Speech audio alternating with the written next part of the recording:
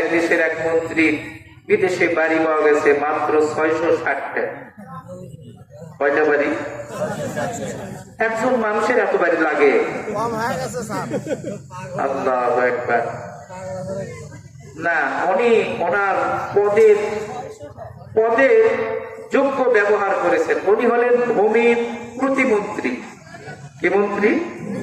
ভূমি প্রতিমন্ত্রী। উনি ভূমির সঙ্গে সম্পর্ক রাখছেন।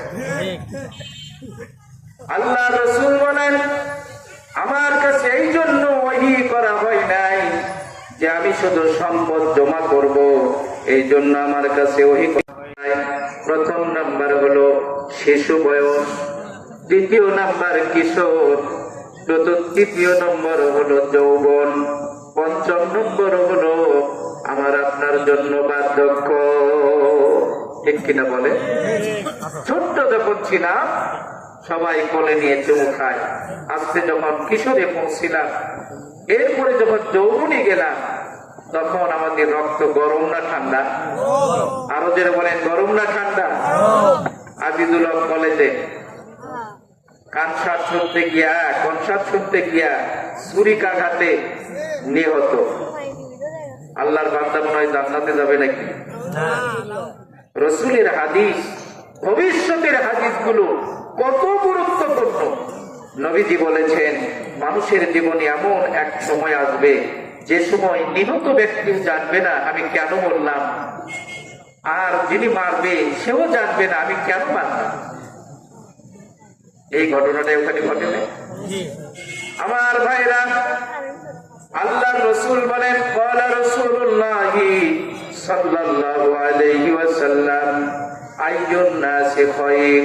নবীজিকে জিজ্ঞেস করা হলো, ইয়া রাসূলুল্লাহ, মানুষের ভিতর থেকে কোন মানুষটা উত্তম?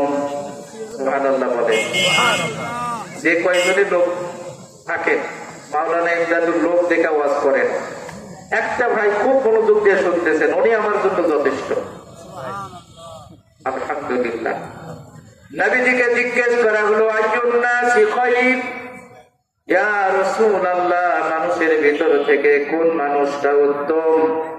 নবীজি বললেন, তুবা লিমান তালা উমুরিহি হাসুনাত আমালুহু।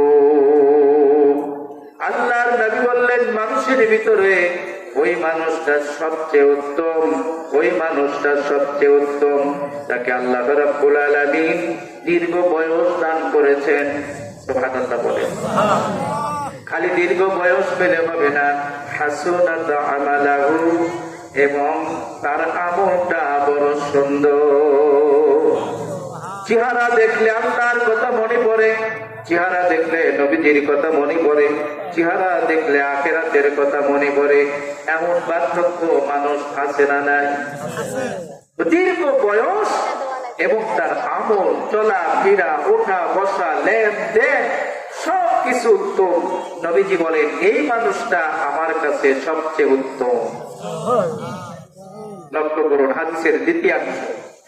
নবীজিকে জিজ্ঞেস করা হলো, আইয়ুল আমালু আফদল, ইয়া রাসূলুল্লাহ, সবচেয়ে উত্তম আমল কোনটি?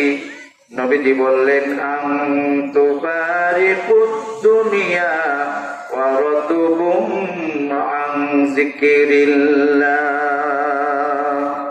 নবীজি বলেন, সবচাইতে উত্তম আমল হলো এটা, যেই ব্যক্তি দুনিয়া থেকে ফারিগ হয়ে যায়, দুনিয়ার কাজকর্ম থেকে পৃথক হয়ে যায়, বাড়ি কিংবা মসজিদের একটা কর্নারে বসে বসে আন যিকরিল্লাহ, আল্লাহ রাব্বুল আলামিনকে চুপি চুপি ডাকে। এমন মানুষ আছে না? দুনিয়ার কাজকর্মগুলো বন্ধ করে দিয়ে আল্লাহ রাব্বুল আলামিনের জিকির করে। আলহামদুলিল্লাহ। আল্লাহ রাব্বুল আলামিনের হাবিব বলেন, মা উহিয়া ইলাইয়া আন আজমাআল মাল ওয়া উহিয়া আন আকুনা মিনাত তাজিরিন। আল্লাহর রাসূল বলেন, আমার কাছে এই জন্য ওহী করা হয় নাই যে আমি শুধু সম্পদ জমা করব। কি বলেন? এই জন্য আমার কাছে ওহী করা হয় নাই।